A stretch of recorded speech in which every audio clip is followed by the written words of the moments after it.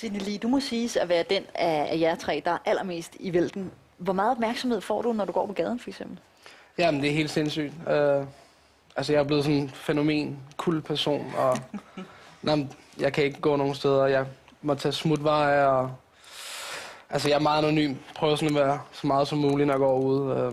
Men når man er i byen, jeg går meget i byen 4-5 gange om ugen, så det er umuligt. Hvis man ikke sidder backstage op på et eller andet diskotek, så kan du godt snakke med 200 mennesker på en aften, ikke? Og alle kommer over og siger det samme. Og Hvad siger de til dig? jamen, de skal fortælle hele deres livshistorie, og folk er sgu søde nok.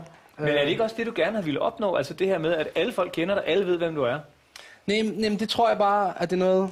Altså, folk tror det, men altså, det jeg gerne ville, det var bare... Altså, for mig selv gerne... Jeg vil godt lave noget og give noget. Altså, men jeg vidste jo ikke, at det ville blive så sindssygt, at man skulle blive den mest eksponerede person i 2009. Men sådan er det bare blevet. Jeg kan godt lide at lave det, som jeg gør, men alt det der med, at man ikke har noget privatliv, og man skal snakke med 5.000 mennesker på sådan en måned der, ikke? Det kunne jeg sagtens undvære. Men der er jo flere bagsider af medaljen, Sidney, fordi der er jo nærmest gået sport i at hade dig. Altså bare alene på Facebook, der er... Ja, det er god stil. Er det uanset, altså op mod 90.000 mennesker har meldt sig ind i forskellige hadegrupper. Jamen, så har man virkelig ramt en nerve, ikke? Fordi hvis du var ligegyldig, ikke? Så vil folk bare, ja, whatever, ikke? Men er det ikke også lidt hårdt engang imellem? Jeg mener, 90.000 mennesker, det er mange.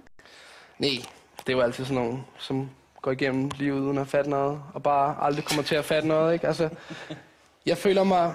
Altså, jeg er en helt anden species end dem, kan man sige. Altså, jeg er lysår foran dem. Det var på alle måder. De kan ikke forstå, altså, den jeg er og sådan noget, ikke også? Og jeg har lidt ondt af dem. Altså, det er kun folk, som synes, han er meget cool og sådan noget. Altså, de fatter, hvad jeg virkelig prøver at lave her, ikke? Jens, det havde jo også det har flere bagsider af medaljen. Jeg må godt trække lidt på knibåndet. Find på at være med i endnu et reality-program. Sidney, jeg går ud fra, at du svarer ja til det her. Altså, jeg har 6 nye programmer, der kommer i 2010. Så det giver næsten sig selv. Er det noget, du vil sige nej til? Ja, altså måske sådan noget hammerslag eller et eller andet, som overhovedet ikke er mit, men Hvad er det, Hammerslag, Altså, hvis der blev lavet